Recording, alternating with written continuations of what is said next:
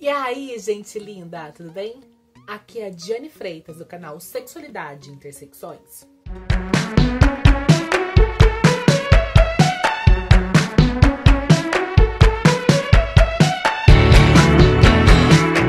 Hoje nós vamos falar sobre síndrome da sensibilidade aos androgênios, só que a parcial e a leve, tá bom?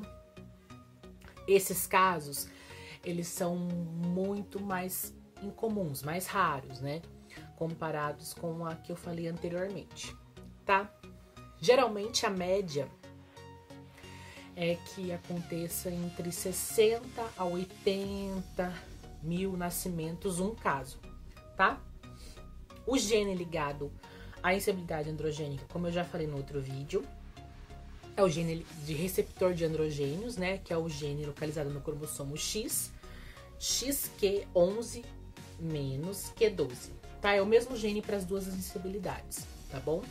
Os indivíduos que têm a insensibilidade androgênica parcial, eles apresentam um cariótipo XY, 46XY, tá?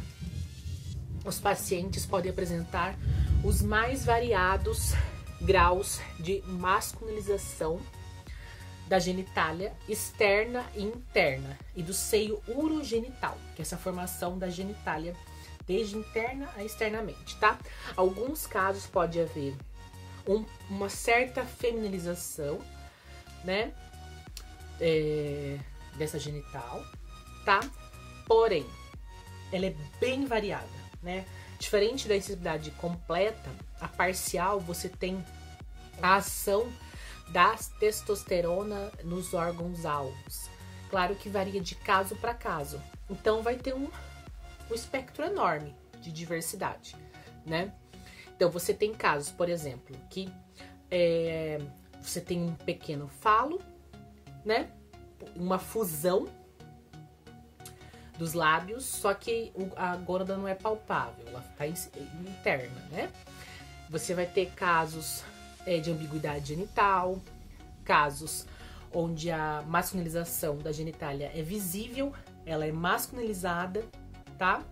Tendo um testículo descido, outro não, os dois testículos descidos, ou os dois testículos internos.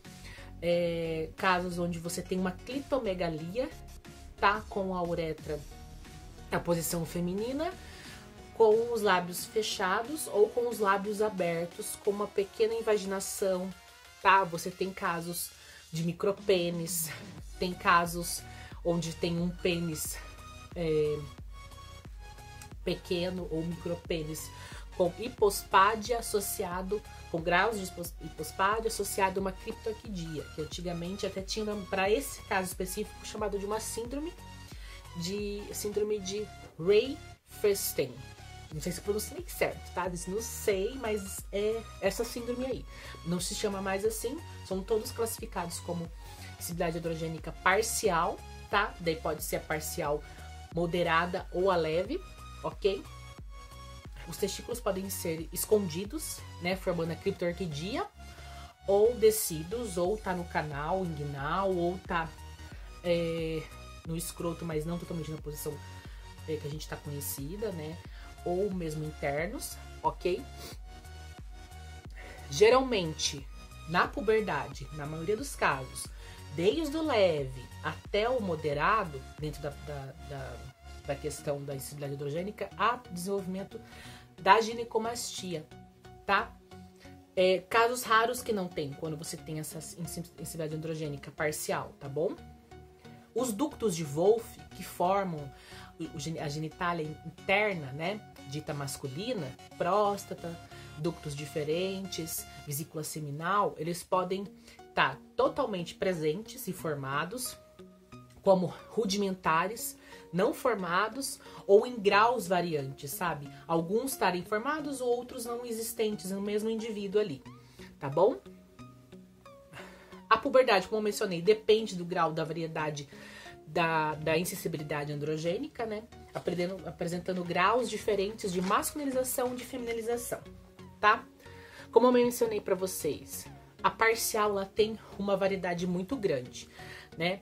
A moderada geralmente está associada à genitália ambígua ou a esse quadro de micropênis e tudo mais, tá? Com criptorquidia até a hipospádia, mas os graus leves não. Então, os graus leves, por exemplo, esse jovem vai apresentar um fenótipo masculino normal, tá? Porém com infertilidade. Ou um fenótipo masculino. Quando eu falo fenótipo masculino, eu tô falando genital, tá? Genital vai ser masculina, porém com características femininas, sabe? Diminuição de pelo, distribuição de gordura feminina, ginecomastia, e pode estar associada à infertilidade, desse mesmo quadro com infertilidade, ou esse mesmo quadro com fertilidade, né? Ou seja, ter formação de seio e ser fértil. Então é muito variável, sabe? E como você faz a classificação dentro das insensibilidades androgênicas? Tá? A classificação é de acordo com a genitália. É como a genitália respondeu aos andrógenos. Ok? A gente tem graus, são 7 graus. O grau 1 ao grau 4 são considerados as síndromes de insensibilidade androgênica parcial. E aí se encaixam a leve e a moderada. O grau 5 ao grau 7, a gente encaixa ali a moderada mais grave para grave. Gente, entenda esse grave como sendo a completa, no sentido que a testosterona não entra na célula, fica circulando, ok? Olha, eu vou tentar colocar a imagem aqui, mas no meu vídeo passado eu coloquei, na hora de renderizar o vídeo, simplesmente sumiu. Então, não sei como se ela não vai entrar, então eu vou mostrar a fotinha da imagem. Aqui são os graus, tá? Isso, são os 7 graus, tá bom? Acho que vocês viram, né? Do grau 1 ao grau 7, tá? De feminilização da genital, tá? O grau 1 é a genitália totalmente masculina, passando pro grau 2, onde você tem uma hipospádia. O grau 3, onde você tem um micropênis com hipospádia. O grau 4, você já tem uma clitomegalia, tá? Ali você tem a separação dos lábios e tudo mais, tá? Pode estar com o testículo descido ou não. O grau 6, o grau 7, você já tem a genitália externa feminina. Só que o grau 7, totalmente feminina, totalmente. Sabe esse padrão feminino que se diz, se constrói de genitália totalmente clitóris pequenininho, grandes e pequenos lábios, sabe? Por nenhuma ação da testosterona, porque mulheres também têm testosterona. Então, esse é o grau 7. O grau 6 tem uma pequena ação da testosterona, então você vai ter um clitóris maior, tá? Os pequenos lábios maiores, mas assim, as duas são femininas. Faz parte dessa variação de genitália feminina mesmo, ok? E aproveitando esse momento para mostrar para vocês do outro vídeo que eu fiquei de mostrar, coloquei também lá, só que na hora de renderizar sumiu, né? Como que se apresenta a íngua, né? Aquela íngua, aquela massa inguinal, como que fica.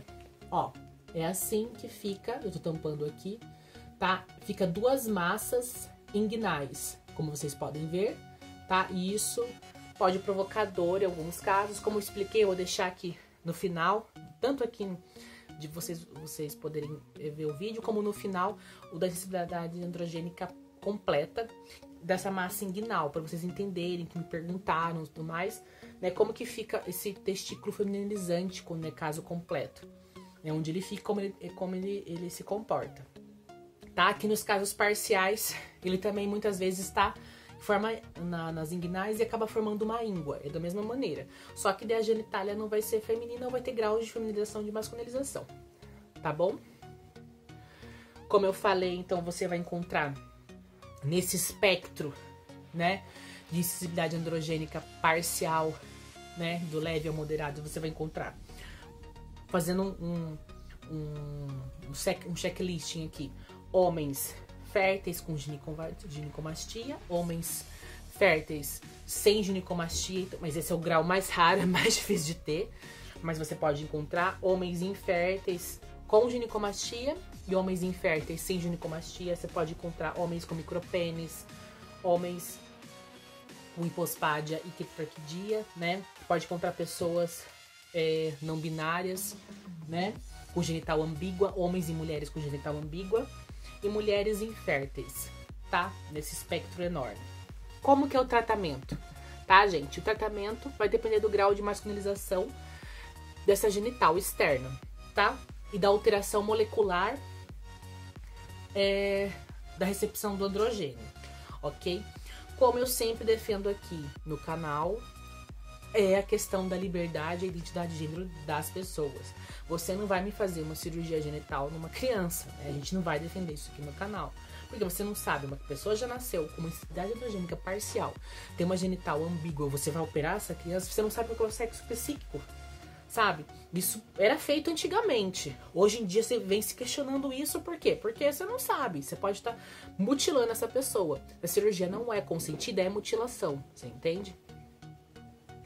E agora eu vou falar o que tem sido feito ainda no Brasil, que isso é triste. Eu acho triste enquanto pessoa que pesquisa isso, pessoa que milita pelo direito individual, pela liberdade sexual e direito reprodutivo, tá? Como eu disse, tem casos que as pessoas são férteis, com genital ambígua, tá bom? Mesmo com genital ambígua, tá? Porque aquele testículo é funcionante, de certa forma. A genitália com o grau 4 e grau 6 que eu mostrei, eles optam pelo sexo de criação feminino, né? Então, fazem a retirada desse testículo, faz uma reconstrução da genitália externa e reposição estrogênica, tá? Olha, se a participação da pessoa é ativa e é consentida, eu não tenho o que falar, tá?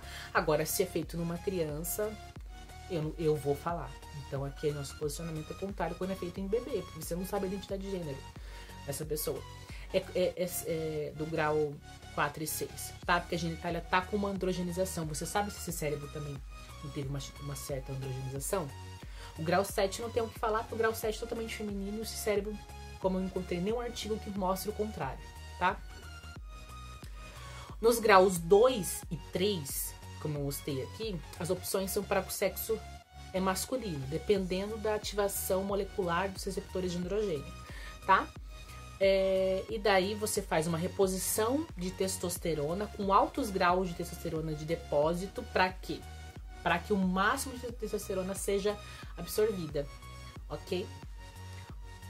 O grau 1, a genitália está totalmente masculina. Se o sexo psíquico coincide com isso, não tem o que fazer. É só o tratamento com testosterona que vai precisar para as características sexuais, né, ficarem masculinas e retirar dessa ginecomastia de acordo com o desejo da pessoa.